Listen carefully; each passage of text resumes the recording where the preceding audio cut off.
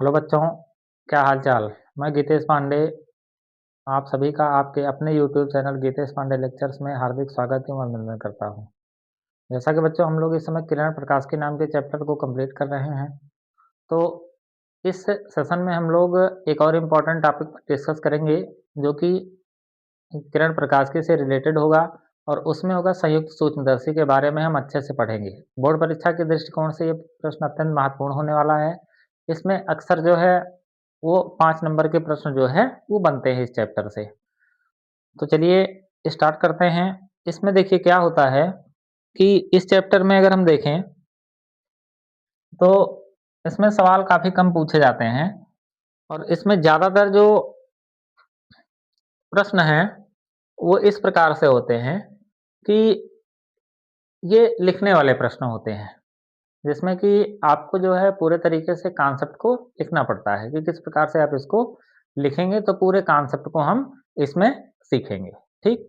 तो संयुक्त सूक्ष्मदर्शी का सिद्धांत क्या है, संरचना क्या है, प्रतिबिंब का बनना क्या होगा और आवर्धन क्षमता, तभी ये प्रश्न जो है हमारा कंप्लीट होगा। तो चलिए आइए हम शुरुआत करते हैं इसकी। तो इसमें सबसे पहले अगर हम इसके सिद्धांत की तरफ चलते हैं, देखिए सिद्धांत क्या होगा इसका।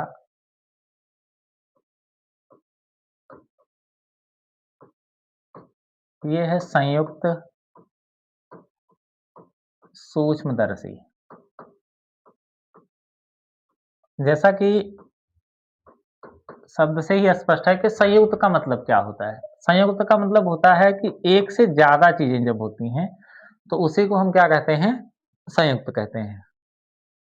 अर्थात इसमें क्या होता है कि जैसे सरल सूक्ष्मदर्शी में केवल एक उत्तल लेंस लगा होता है, जबकि अगर हम संयुक्त सूक्ष्मदर्शी की बात करें तो इसमें हमेशा 2 लेंस का प्रयोग होता है।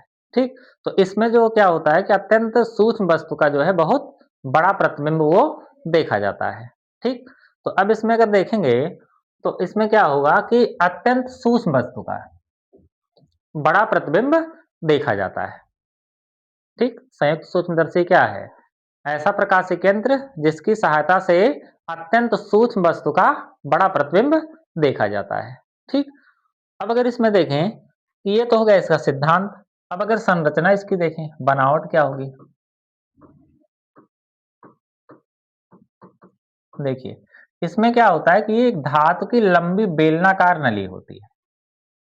यह धातु की एक लंबी बेलनाकार नली होती है जिसके एक सिरे पर कम फोकस दूरी एवं छोटे द्वारक का उत्तल लेंस लगा होता है, जिसे क्या कहते हैं, अभिदृश्यक लेंस कहते हैं।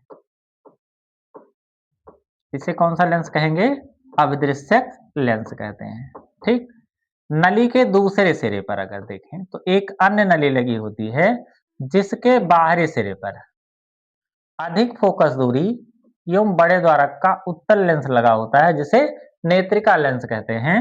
और इस नेत्रिका लेंस की, ये हमारा लेंस है, ये कैसा है? ये नेत्रिका लेंस है। इस नेत्रिका लेंस के फोकस पर एक क्रॉस तार लगा होता है जिसकी सहायता से हम इस दोनों नलियों को आगे पीछे खिसका सकते हैं। जैसे जब भी हम किसी चीज़ का अगर इमेज लेते हैं, जैसे जब किसी चीज़ का हम फ़ोटो खींचते हैं तो क्या करते हैं कि सबसे पहले मोबाइल को आगे-पीछे करके उसको एडजस्ट किया जाता है। तो वैसे ही इसमें भी क्या किया जाता है कि इन सब चीज़ों को रखकर क्या करते हैं, उसको एडजस्ट करते हैं। ठीक? इसकी सहायता से हम जो इसमें क्रॉस तार लगा होता है, उसकी सहायता से इस नली को आगे-पीछे खिसकाया जा सकता है। ठीक? तो इसको लिखने का तरीका क्या है? अगर देखें इन सबको अगर हमको लिखना है तो हम किस प्रकार से इसको लिखते हैं। तो देखिए इसको अगर हम लिखेंगे तो कुछ इस प्रकार से हम लिखेंगे। देखिए अब इसमें क्या होने वाला है कि सबसे पहले संयुक्त सूक्ष्मदर्शी, इसका सिद्धांत क्या होगा। सिद्धांत क्या है?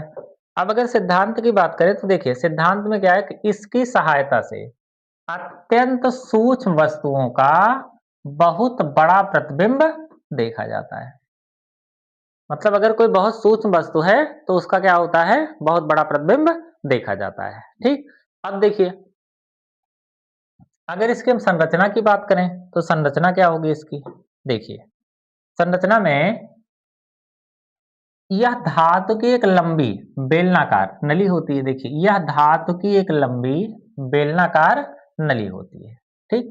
जिसके एक सिरे पर कम फोकस दूरी व छोटे द्वारक का उत्तल लेंस लगा होता है, जिसे क्या कहते हैं, अवदृश्यक लेंस कहते हैं। ठीक, नली के दूसरे सिरे पर एक अन्य नली लगी होती है, जिसके बाहरी सिरे पर अधिक फोकस दूरी एवं बड़े द्वारक का।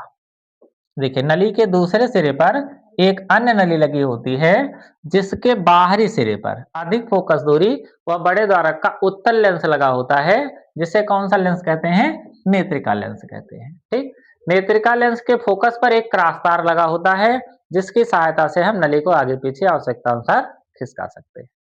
ठीक, तो इस प्रकार से अगर हमको लिखना है तो सबसे पहले हम सिद्धांत लिखेंगे, फिर उसकी संरचना लिखेंगे, मतलब इसकी बनावट किस प्रकार से होती है। ठीक, उसके बाद हम क्या करेंगे, अब इसमें प्रतिबिंब का बनना। अब देखिए इसमें प्रतिबिंब कैसे बनता है।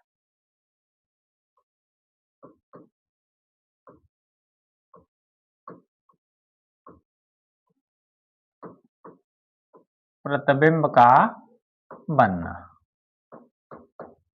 ठीक, अब इसमें जो प्रतिबिंब है वो किस प्रकार से बनता है, चलिए यहां अगर देखें तो सबसे पहले क्या होगा कि इसमें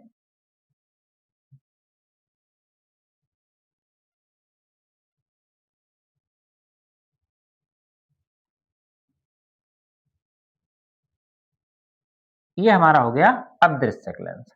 ठीक, और दूसरा जो बड़ा वाला लेंस होगा वो होगा नेत्रिका लेंस। ठीक, ये हो गया अदृश्यक और नेत्रिका लेंस। अब अगर देखें यहां पर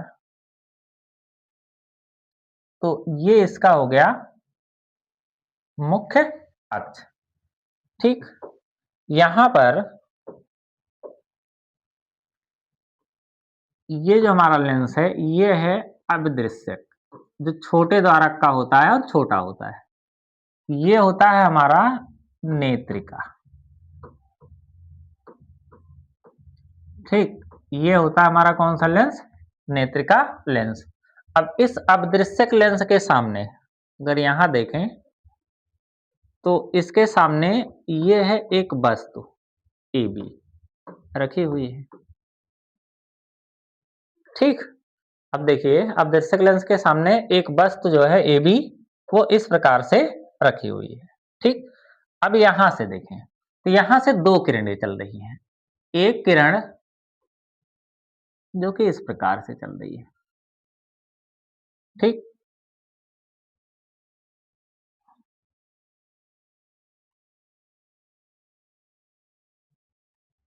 ये हो गई एक किरण जो इस प्रकार से चल रही है। इसका मतलब ये किरण जो चल रही है वो है मुख्य अक्ष के समांतर।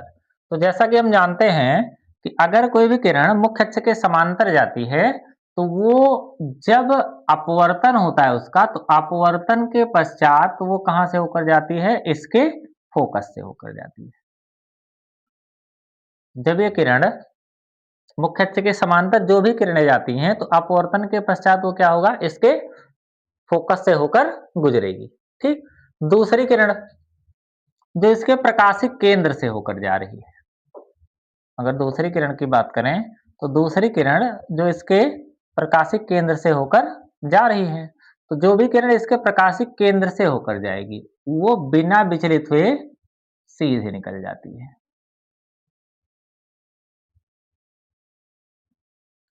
ठीक, तो अब अगर देखेंगे तो ये किरण बिना विचलित हुए क्या हो जा रही है, सीधे निकल जा रही है। तो अगर जो किरण बिना विचलित हुए अगर ये सीधे निकल जा रही है तो क्या होगा कि ऐसी स्थिति में ये दोनों किरणें एक दूसरे को बिंदु B1 पर काट रही हैं और मुख्य अक्ष से डाला गया लंब ये A1 B1 वस्तु AB का क्या है, प्रतिबिंब है, जो कैसा होगा, ये वास्तविक उल्टा, ये होगा वास्तविक उल्टा एवं वस्तु से क्या होगा, बड़ा होगा। ये होगा वास्तविक, उल्टा और वस्तु से बड़ा होगा। अब देखिए, ये है ऑब्जेक्ट, यहाँ पर अगर देखें तो ये होगा FO। अब दृश्यक लेंस को किससे व्यक्त करेंगे? O से, ठीक। अब देखिए यहाँ पर क्या होगा, अब ये जो A1 B1 है, वो इस नेत्रिका के लिए किसका काम करता है? वो इस नेत्रिका के लिए वस्तु का कार्य कर रहा है। तो जो A1 B1 है, वो नेत्रिका के लिए किसका काम करता है? वो आभासी वस्तु का कार्य करता है। और नेत्रिका लेंस इसका, नेत्रिका लेंस इसका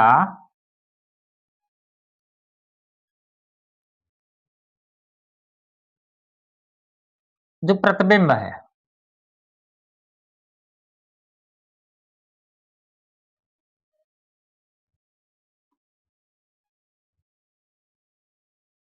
ये देखिए, नेत्रिका लेंस इसका आभासी सीधा,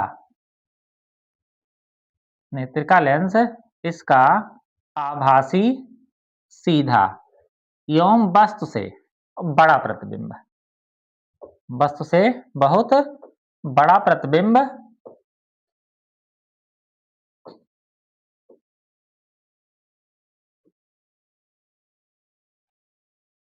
A2 B2 बना रही है। ये देखिए, ये हो गया हमारा यहाँ A2 और B2, ठीक। तो इस प्रकार से अगर प्यारे बच्चों, अगर हम चित्र को समझें तो एक बार अगर फिर से इसको देखिए, देखिए क्या है कि ये हमारा दृश्यक लेंस है, ये है नेत्रिका लेंस, ठीक। अगर आप चित्र को अच्छे से नहीं बनाएंगे तो ये मान के चलिए कि नंबर आपको जो है पूर्ण रूप से वो नहीं मिल पाएगा, ठीक। तो इसमें अगर देखें तो इसमें क्या होता है कि ये जो है सबसे पहले चित्र को ध्यान में रखना है, ठीक। कभी भी जैसे फिजिक्स में जो भी चीजें हैं उसमें सबसे पहले जो मायने रखता है वो चित्र ही मायने रखता है, क्योंकि पहला इंप्रेशन जो है वो first impression is last impression. तो पहला इंप्रेशन जो है अगर चित्र आप अच्छे से बनाए रहेंगे तो एग्जामिनर की जो निगाह है वो सबसे पहले चित्र पर जाती है, और चित्र आपको अगर अच्छे से चित्र आपका बना हुआ है तो ये मान के चलिए कि कम से कम अगर 5 नंबर का क्वेश्चन है तो 1 नंबर आपको आसानी के साथ मिल ही जाएगा, ठीक। तो अब देखिए यहाँ पर ये इस प्रकार से अगर देखें तो पहला ये अदृश्यक लेंस है और ये हमारी नेत्रिका। अदृश्यक लेंस के सामने एक वस्तु AB रखी हुई है, यहाँ से 2 किरणें चल रही हैं, एक तो मुख्य अक्ष के समांतर जो जा रही है वो इसके फोकस से होकर जा रही है, दूसरी किरण जो C से हो इसके प्रकाशिक केंद्र से होकर जा रही है, सीधे निकल जा रही है। अब दोनों किरणें अगर देखें तो एक दूसरे को बिंदु B1 पर काट रही हैं। तो इस मुख्य अक्ष से डाला गया लंब A1 B1 वस्तु AB का प्रतिबिंब है, जो कैसा होगा? ये होगा वास्तविक, उल्टा और वस्तु से बड़ा होगा, ठीक। अब देखिए A1 B1 जो है वो नेत्रिका के लिए आभासी वस्तु का कार्य करता है, और नेत्रिका लेंस इसका आभासी सीधा और इससे बड़ा प्रतिबिंब A2 B2 बना रही है, ठीक। तो इस प्रकार से सिर्फ इतना ही हमको लिखना है इसमें। अब देखिए यहाँ जो प्रतिबिंब बन रहा है ये है, चूंकि इसको जो है वो E से प्रदर्शित करते हैं, नेत्रिका लेंस को, और इसको किससे प्रदर्शित करते हैं? O से, ठीक। अब देखिए जैसे ये वस्तु की दूरी है, तो वस्तु की दूरी किससे है? ये अदृश्यक लेंस से है, तो अदृश्यक लेंस से जो वस्तु की दूरी होगी वो होगी UO, ठीक। अब अदृश्यक लेंस से ये प्रतिबिंब बन रहा है, तो अगर ये प्रतिबिंब बन रहा है तो इसका मतलब इस अदृश्यक लेंस से जो इसकी दूरी है,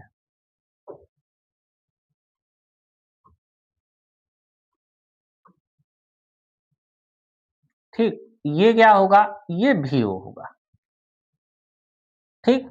अब देखिए, अब नेत्रिका लेंस के लिए वस्तु का कार्य कर रहा है, तो अगर इसकी हम दूरी देखें तो इस नेत्रिका लेंस से, क्योंकि ये वस्तु का कार्य कर रहा है, इसलिए ये दूरी जो है वो कितनी होगी?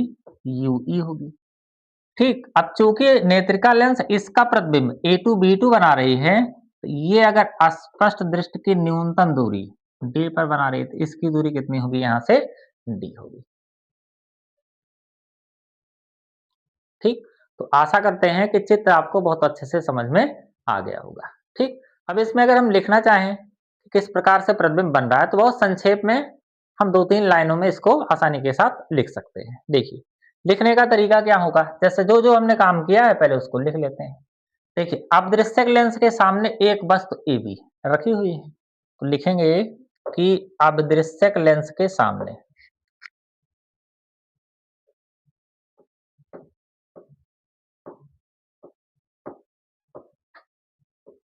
अदृश्यक लेंस के सामने एक वस्तु AB रखी है। अदृश्यक लेंस के सामने एक वस्तु AB रखी है। अब देखिए, अदृश्यक लेंस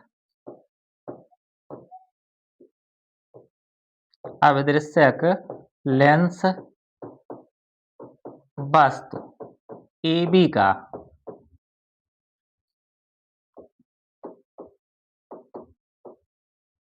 वास्तविक उल्टा एवं बड़ा प्रतिबिंब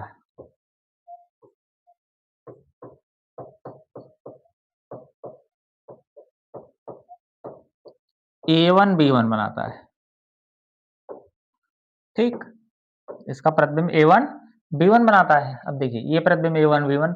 अब A1 B1 नेत्रिका के लिए किसका काम कर रहा है? A1 B1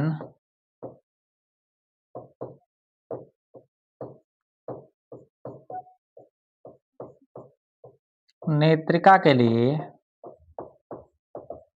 आभासी वस्तु का कार्य करता है।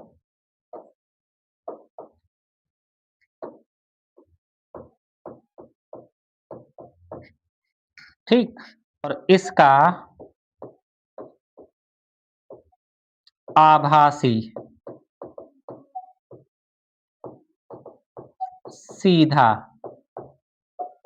हुआ A1 B1 से बड़ा प्रतिबिंब A2 B2 बनता है। ठीक, इसका कैसा प्रतिबिंब बन रहा है? ये देखिए, इसका आभासी सीधा व A1 B1 से बड़ा प्रतिबिंब A2 B2 बनता है। तो इस प्रकार से अगर हम इतना ही लिख देंगे कि प्रतिबिंब के बनने में तो आपका ये कॉन्सेप्ट जो है वो पूरा हो जाएगा। ठीक, अब देखिए, यहां अगर देखेंगे तो ये जो प्रतिबिंब दिखाई दे रहा है वो किसको दिख रहा है? ये हो गया हमारा नेत्र।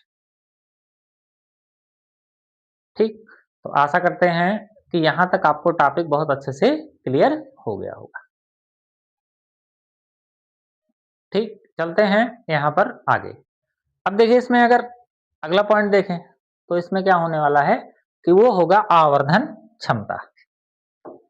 तो अगला जो हमारा पॉइंट होगा वो होगा इसके आवर्धन क्षमता।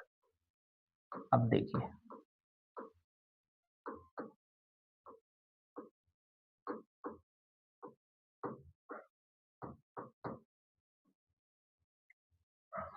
जैसे अगर आवर्धन क्षमता देखें तो यम बराबर क्या होता है?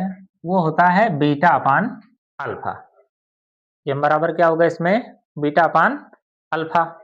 अब देखिए, जो यहाँ पर हमारा जो प्रतिबिंब बन रहा है वो किस प्रकार, चलिए देखिए, इसमें आवर्धन क्षमता जो है वो एम बराबर क्या होगा? बीटा अपान अल्फा। यदि अल्फा और बीटा क्या है? बहुत छोटे हैं, तो बीटा के स्थान पर क्या लिख सकते हैं हम? tan beta. और अल्फा के स्थान पर क्या लिख सकते हैं? tan alpha. ठीक, तो बीटा के स्थान पर हम लिख सकते हैं tan बीटा और अल्फा के स्थान पर क्या लिख सकते हैं? tan अल्फा लिख सकते हैं। ठीक, अब यहां पर अगर देखें, देखिए जो हमारा जो प्रतिबिंब है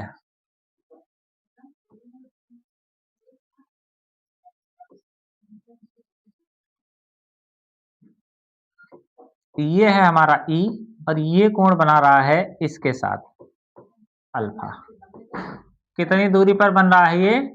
अगर डी दूरी पर बन रहा है, मतलब स्पर्श दृष्टि की न्यूनतम दूरी डी पर बन रहा है, तब क्या होगा? देखिए, अब एम बराबर क्या निकल कर आएगा यहाँ? tan beta. अब अगर बीटा के लिए देखें, देखिए यहाँ जो हमारा कोण बन रहा है वो कितना है? वो है बीटा। ठीक। अब अगर हम बीटा के लिए देखेंगे तो बीटा बराबर tan बीटा, tan थीटा बराबर क्या होता है? लंब बटे आधार। तो बीटा के लिए लंब क्या होगा? ये लंब हो जाएगा a1 b1 और आधार कितना होगा? e a1। तो अब इसको लिख सकते हैं कि a1 b1 अपान e a1। ठीक, अपान। अब देखिए tan अल्फा, अगर अल्फा के लिए देखेंगे तो ये हो जाएगा हमारा ab अपान कितना हो जाएगा? eb। ठीक। अब अगर इसको देखें तो यहां पर हमारा जो निकल कर आएगा वो m बराबर क्या होगा? देखिए, अब यहां पर ये निकल कर आएगा m बराबर a1 b1 अपान e a1 इंटू, ये पलट जाएगा, eb चला जाएगा ऊपर और ab चला आएगा नीचे। ठीक। या इसको और क्या लिख सकते हैं? अगर इसको और लिखें तो देखें कि इसको लिख सकते हैं a1 b1 अपान कितना? ab। इसको इसके साथ लिख दें और इनटू कितना हो जाएगा? eb अपान कितना हो जाएगा? e a1। ठीक, ये हो गया हमारा m इसके लिए। अब देखिए, अगर हम ये दो त्रिभुज ले लें, इसमें ये वाला त्रिभुज और ये वाला त्रिभुज, अगर इन दोनों त्रिभुजों को ले लें तो a1 b1 o तथा abO त्रिभुज a1 b1 o तथा abO ये कैसे हैं? समरूप हैं। दोनों त्रिभुज कैसे होंगे? समरूप होंगे, मतलब एक रूप के हैं। क्योंकि देखिए ये भी समकोण त्रिभुज है, ये भी समकोण त्रिभुज है, तो दोनों समकोण त्रिभुज है मतलब एक रूप के हैं। तो अगर ये समरूप हैं तो हम जानते हैं कि समरूप त्रिभुज की संगत भुजाएं अनुपातित होती हैं। तो संगत भुजा का मतलब क्या है कि इसका अगर लंब देखें और बटे इसका लंब, तो इसका लंब क्या होगा? अब देखिए, अगर इसका लंब देखें तो a1 b1, तो संगत भुजा का मतलब ये लंब a1 b1 और इसका लंब कितना होगा? ab बराबर क्या होगा? अब इसकी संगत भुजा OA1, इसका आधार अगर देखें तो ये हो गया OA1 और इसका आधार देखें तो OA। तो अगर हम A1 B1 अपान AB के स्थान पर क्या लिख सकते हैं? तो ऐसी स्थिति में हमारा m बराबर क्या मिलेगा? आप देखिए, यहाँ A1 B1 बटे AB, A1 B1 अपान AB बराबर OA1 बटे OA और इनटू ये कितना हो जाएगा? EB अपान EA1, इतना लिख सकते हैं। ठीक। अब देखिए, अगर इसको देखें, इसका मान अगर हम पूरा लिखते हैं तो OA1 का मतलब क्या हो गया? अब देखिए यहाँ OA1 का मतलब देखिए O है और A1 है, इसका मतलब क्या हो गया? ये है VO, तो ये हो गया हमारा VO अपान OA बराबर क्या होगा? अब देखिए OA, तो ये UO हो गया, तो अब चिन्ह परिपाटी के अनुसार ये क्या होगा? माइनस का UO इनटू, अब देखिए EB, अब EB अपान EA1। अब देखिए EB कितना होगा?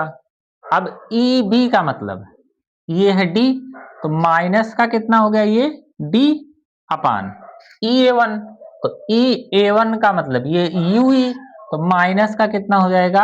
UE।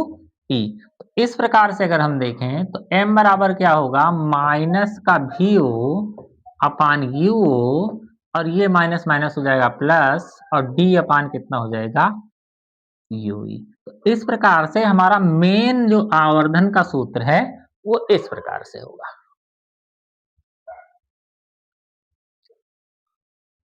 ठीक?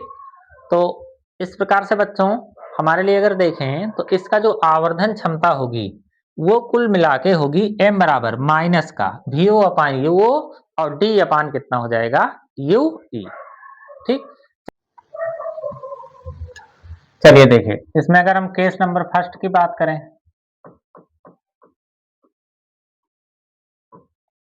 जब अंतिम प्रतिबिंब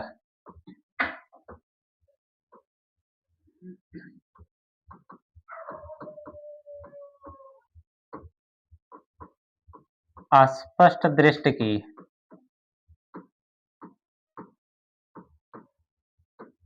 न्यूनतम दूरी D पर बनता है। अब अंतिम प्रतिबिंब बना कौन रहा है, वो बनाएगा नेत्रिका लेंस। तो 1/v माइनस 1/u बराबर 1/f से, ये लेंस का सूत्र हो गया। v का मतलब अंतिम प्रतिबिंब कहाँ बन रहा है, अस्पष्ट दृष्टि की न्यूनतम दूरी D पर, तो माइनस का D हो गया। बना कौन रहा है, UE बना रहा है। यहां देखिए तो ये हो जाएगा Fe। तो अब देखेंगे तो माइनस का 1/D बराबर क्या हो जाएगा, या देखें तो 1/D और माइनस माइनस प्लस 1/UE बराबर कितना हो जाएगा 1/Fe हो जाएगा। अब देखिए यहां पर क्या होगा कि अगर 1/UE बराबर देखें, 1/UE बराबर क्या होगा, ये उधर चला जाएगा तो ये हो जाएगा 1/Fe और प्लस कितना हो जाएगा 1/D। ठीक, तो ऐसी स्थिति में अगर देखें तो चूंकि इसकी जो आवर्धन क्षमता है वो क्या होगी, अब देखिए इसकी जो आवर्धन क्षमता होगी इस कंडीशन में,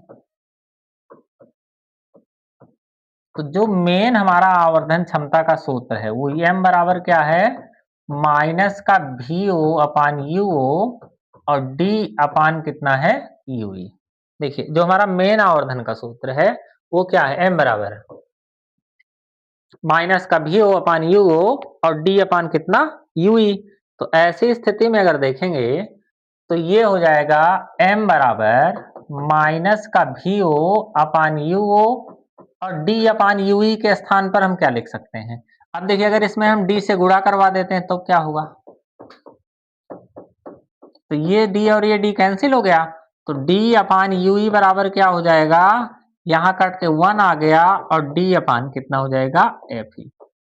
तो D अपान UE के स्थान पर हम क्या लिख सकते हैं, 1 प्लस D अपान कितना हो जाएगा ये Fe।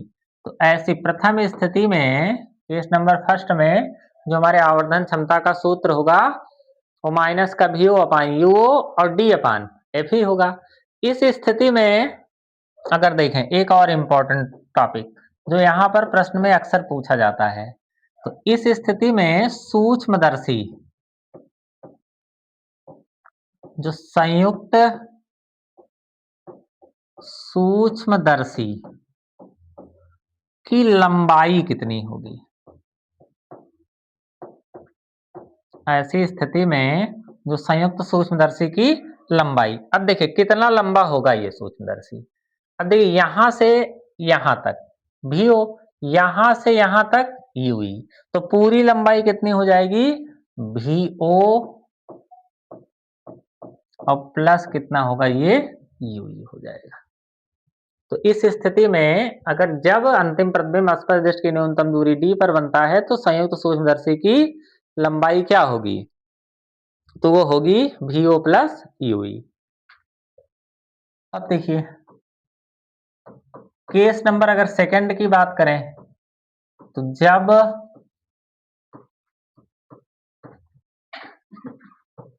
अंतिम प्रतिबिंब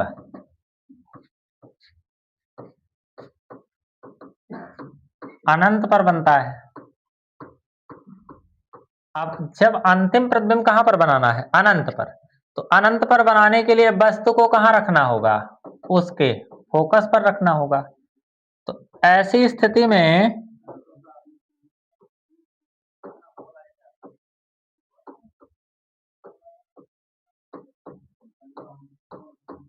जो आवर्धन क्षमता होगी वो m बराबर क्या होगी, माइनस का VO अपान UO और इनटू D अपान UE के स्थान पर क्या हो जाएगा, FE। तो ऐसी स्थिति में जो हमारी आवर्धन क्षमता निकल कर आएगी वो क्या होगा, m बराबर माइनस का VO अपान UO और इनटू क्या हो जाएगा ये D अपान FE। तो ऐसी स्थिति में अगर हम देखें इस कंडीशन में लंबाई क्या होगी कि सूक्ष्मदर्शी की लंबाई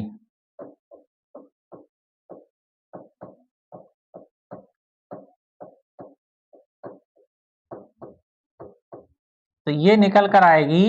अब देखिए सूक्ष्मदर्शी की लंबाई क्या होगी, ये हो जाएगा,